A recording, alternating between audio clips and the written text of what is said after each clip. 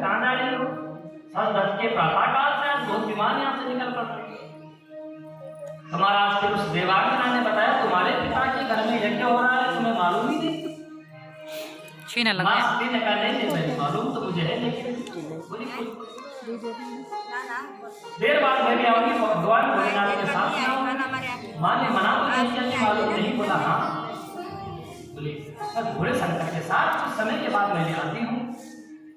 लेकिन अब महाराज माँ सती भगवान शंकर के पास आ गई और देखो बड़ी प्रेम से आज माँ सती ने भगवान से, जब माताएं बोले जब मायके की बात करती तो बड़ा मेरे करती मेरे मायका मेरे माता पिता, लेकिन आज बोले माँ सती ने एक बार भी मैं और मेरा नहीं कहा। शब्द शैली माँ सती की देखिए किस प्रकार से भगवान शंकर से माँ ने कहा, प्रजापतिस्ते स्वसुरस्य सांप्रतम निर्यापितो यज्ञमहो जाया है। मेरे मायके में नहीं कहा, प्रजापतिस्ते स्वसुरस्य सांप्रतम, तुम्हारे ससुर जी ने तुम्हारे ससुराल में। भगवान शंकर ने कहा यज्ञ है तो हम क्या करें? बोले वयम च तत्र विसराम वामते यद्यर्दितानि विबुधा भजन्ति। बोले उस यज्ञ में हमें भी जाना चाहिए। देखो माँ सती को ये बात पता नहीं, दक्ष ने भगवान शंकर का अपमान किया और अपमान की भावना से यज्ञ किया। भगवान शंकर ने कहा देवी यदि तुम्हारे ससुराल में मेरे ससुराल में यज्ञ है तो मुझे कोई चिट्ठी पत्री कोई निमंत्रण कुछ आया है वहां से? बोले निमंत्रण तो स्वामी आया नहीं, लेकिन बोले ऐसा हो नहीं सकता कि पिता ने मुझे निमंत्रण नहीं भेजा। बोले निमंत्रण भेजा होगा हो सकता हो पहुंच ना पाया हो, या बोले ऐसा भी होता है कभी कभी विशेष परिवार के कार्यक्रम में बोले विशेष लोग ही छूट जाते हैं, ऐसा भी हो जाता है। बोले हो सकता है पिताजी भूल गए हो, लेकिन की तैयारी है। तो बोले हमें वहां जाना चाहिए। बोले मेरी हार्दिक इच्छा वहां जाने की है, भगवान शंकर के सती निमंत्रण के बिना तो हो जाएंगे। लेकिन भगवती सती मानी नहीं। तस्मिन् भगिन्यो मम भर्तृभिः सुके, बोले वहां मेरी बहनें होंगी, सगे संबंधी रिश्तेदार सब यज्ञ में आए होंगे। बोले मेरी भी इच्छा जाने की है। तस्मिन् भगिन्यो मम भर्तृभिः सुके ध्रुवं गमिष्यन्ति सुहृद्वृक्षवा। बोले मेरी इच्छा है जाने की। मेरी 16 की 16 बहनें उस यज्ञ में आई होंगी। भगवान शंकर ने महाराज बहुत प्रयास किया और आज भगवान से जब सती माँ मानी नहीं, फिर भगवान शंकर को वो घटना माँ सती को सुनानी पड़ी। बोले सती ये यज्ञ हमारे अपमान की भावना से हो रहा है।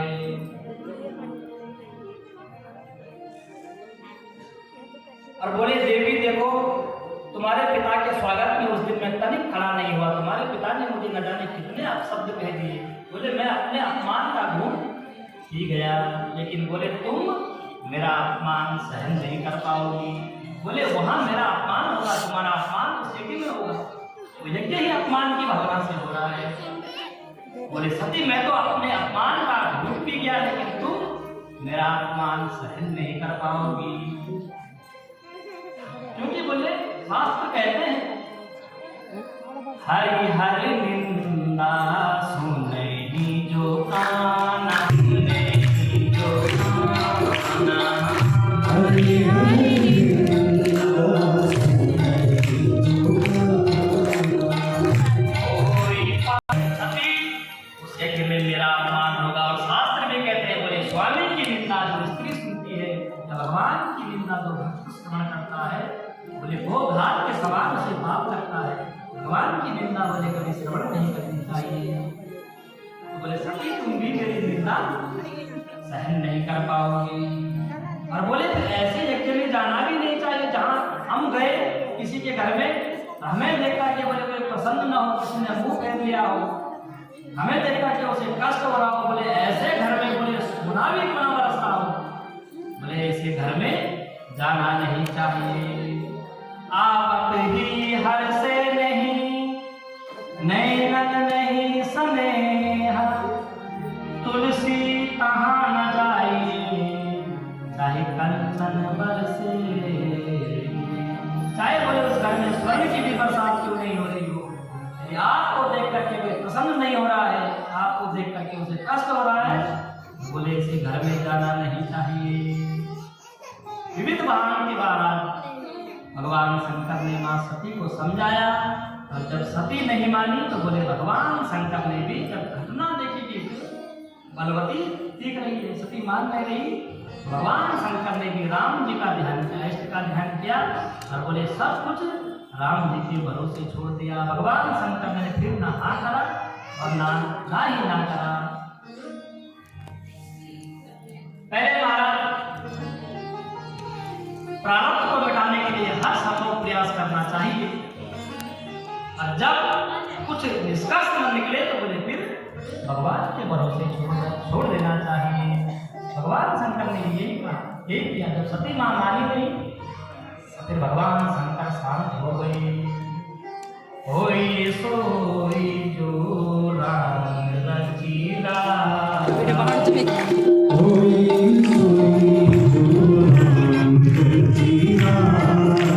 छोड़ दिया। लेकिन सती मां बोले दुविधा में पड़ गई। कुछ दूर जाती है, भगवान शंकर से आगे लेकर भगवान शंकर को नेत्र बंद किए हैं, विचार करती मैं चली जाती हूँ, थोड़ी दूर जाती है फिर वापस आ जाती है। बोले भोलेनाथ किसी एक बार हाँ बोलते थे, फिर मैं चली जाती है, फिर भगवान शंकर के पास आती है। फिर महाराज भगवान शंकर को नेत्र बंद किए हैं, कुछ भगवान शंकर के पास आई तो मायके की याद आती है, और मायका जाने लगती है तो भगवान शंकर की याद आती है। लेकिन जब भगवान शंकर ने कोई उत्तर नहीं दिया तो बोले विविधा में मां सती पड़ी, आपकी बात भगवती सती चली गई। और भगवान शंकर ने नेत्र खोले, सती नहीं दिखी, तो फिर भगवान शंकर ने कुछ गणों को भेजा करने आए, बोले जाओ भगवती सती की रक्षा करना। और सती मां की रक्षा में भगवान शंकर ने अपने गणों को भेज दिया। और महाराज जब सती मां महाराज दक्ष के यज्ञ में पहुंची तो बोले दक्ष का तो आदेश था कि शिव से संबंधी कोई भी आए उससे कोई बात भी नहीं करेगा, ये सबको आदेश था। सती मां महाराज जैसे ही कनखल में पहुंची तो सती मां से बोले कोई भी बात करने को तैयार नहीं। सारी बहनें जितनी भी बोले सगे संबंधी वहां निकल आए थे, सबने सती से मुंह फेर दिया, कोई सती से बात नहीं करता। बड़ा कष्ट सती को हुआ। बोले जो बहनें थी सती की 15 और बहनें, बोले बहनें भी सती की ओर देखती नहीं, क्योंकि दक्ष का आदेश था। भगवती सती ने बोले सबसे अपना ध्यान हटाया, बोले मायका तब तक है जब तक मायके में मां है। तो बोले मुझे मां के पास जाना चाहिए। बहनों से सगे संबंधियों से ध्यान हटा करके भगवती सती मां के कक्ष में भगवती ने प्रवेश किया, और बोले जैसे ही मां ने सती को देखा तो बोले प्रसूति के तो अश्रुपात होने लगा, इतनी प्रसन्न मां हुई। सादर भले मिली माता, सादर किया। अब महाराज मां को प्रणाम करके भगवती सती फिर यज्ञ मंडप की ओर बढ़ी। सारा अपमान सती ने सहन किया। लेकिन महाराज जैसे ही यज्ञ मंडप की ओर बढ़ी और यज्ञ मंडप में मां सती ने सारे देवताओं का भाग देखा, और भगवान शंकर का जब भाग मां ने नहीं देखा, बोले आप सती को क्रोध आ गया। और उत्तरभागम तमुवेक्षचात्वरम पित्रा च देवी कृतहेदं विभौ अनादृता यज्ञ सदस्यधीश्वरी जुगोपलोका निवदक्षति रुषा। रुद्रभागम भगवान रुद्र शंकर का जब भाग नहीं देखा तो बोले अनादृता यज्ञ सदस्यधीश्वरी, स्वामी का अनादर बोले भगवती सती सहन नहीं कर पाई। बोले दक्ष अब पिता नहीं कहा, बोले यदि अब इस यज्ञ मंडप से मैं वापस जाऊंगी बोले तो शंकर तो मुझे दाक्षायणी कहकर पुकारते हैं, दक्ष कन्या, क्योंकि तेरे द्वारा मुझे उत्पन्न या कलेवर है, यह शरीर मुझे तुझसे प्राप्त हुआ है, और जब मैं शंकर के पास इस शरीर को लेकर जाऊंगी और दाक्षायणी कहकर शंकर मुझे बुलाएंगे तो बोले मैं क्या शंकर को दूंगी। इसीलिए बोले अब मैं इस शरीर को ही धारण नहीं कर सकती, ताकि शंकर का संबंध ही समाप्त हो जाए, क्योंकि शंकर से तेरा संबंध इस शरीर के द्वारा हुआ। बोले मैं शरीर को भी त्याग कर दूंगी। बोले महाराज उसी यज्ञ मंडप पे भगवती सती ने बोले अपने शरीर से ही ऐसी यज्ञाग्नि प्रकट करी। अतस्तवोत्पन्नमिदं कलेवरं, दक्ष से कह रही है, अतस्तवोत्पन्नमिदं कलेवरं न धारयिष्येषित तवोत्पन्नमिदं कलेवरं, तेरे द्वारा उत्पन्न यह कलेवर में धारण नहीं कर सकती। बोले उसी यज्ञ मंडप पे भगवती सती ने अपना देह त्याग कर दिया। बोल सती महारानी की जय। जो महाराज भगवान शंकर के गणों को मालूम हुआ, साथ में थे कि महाराज सती माँ ने देह त्याग कर दिया, तो बोले सारा यज्ञ गणों ने बोले तहस नहस कर दिया। महाराज सारे जितना भी यज्ञ सामग्री मांगी, जो भी यज्ञ की तैयारियां थी, शंकर के गणों ने बोले सारा यज्ञ तहस नहस कर दिया। भृगु ऋषि ने बोले मंत्र शक्ति से, यज्ञ के ब्राह्मण थे, बोले मंत्र शक्ति से बोले यज्ञ की रक्षा करी, शंकर के गणों को बढ़ाया। उधर नारद जी ने बोले शंकर जी को सारा समाचार सुना दिया। बोले महाराज, नारद जी ने कहा, बोले मां सती ने पिता की यज्ञ में देह त्याग कर दिया। भवो भवान्या निधनम प्रजापति। और जो महाराज भगवान शंकर ने यह समाचार सुना, बोले हाँ, भगवान शंकर को भी क्रोध आ गया। क्रोध में बोले अपने सर से भगवान ने जगह उठाई, एक वीर उत्पन्न हुआ। उसी वीर का नाम हुआ वीरभद्र।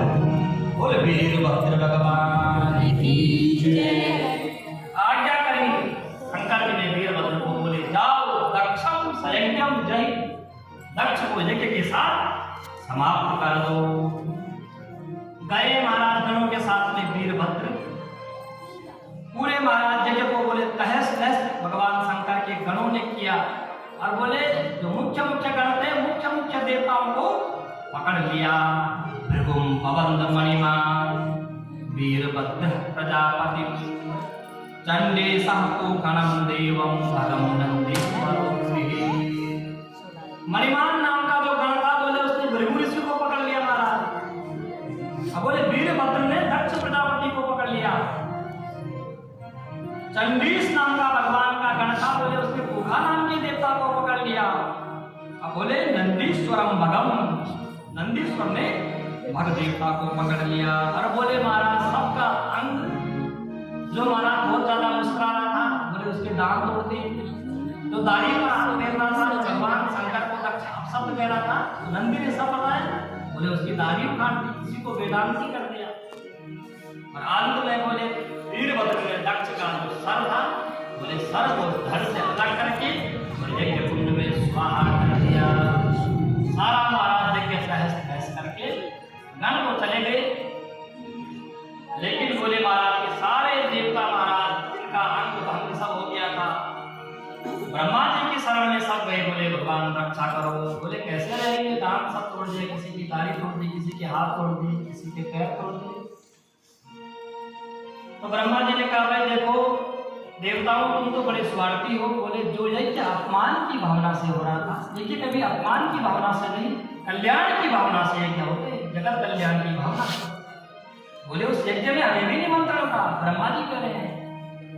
बोले हम तो उस यज्ञ में गए नहीं, हमें मालूम था अपमान की भावना से जो यज्ञ हो रहा। बोले महाराज गए तो गए, पर अब करें क्या, जैसे अंग लेकर के कैसे जिएंगे। तो बोले जिस देवता का तुमने अपमान किया, बोले उसी की शरण में चले जाओ। तो ब्रह्मा जी के सारे देवताओं को लेकर के भगवान शंकर की शरण में गए। और महाराज देखो भगवान शंकर को बोले ना, सारे देवताओं के बोले जो जो अंग गणों ने बोले विध्वंस कर देते, सारे अंग उन्हें भगवान शंकर ने प्रदान कराए। और फिर बोले दक्ष के यज्ञ में भी भगवान देवताओं ने कहा, बोले तुझे क्या अधूरा रह गया है।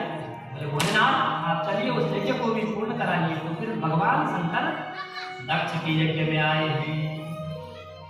भगवान शंकर आए, बोले जजमान को बुलाओ। कौन है जजमान? बोले जजमान तो महाराज धड़ ये पड़ा हुआ, और सर को बोले यज्ञ कुंड में स्वाहा हो गया।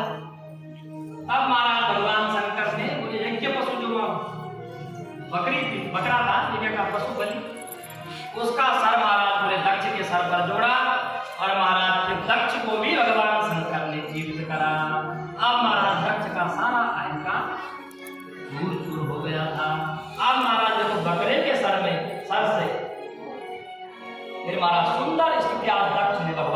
कार्य की करी। अब तक नहीं, अब तक तो मैं करता रहा, लेकिन जब सब अभिमान उसका दूर हो गया, भगवान शंकर ने जब दक्ष पर अनुग्रह किया तो बड़ी सुंदर स्थिति करी।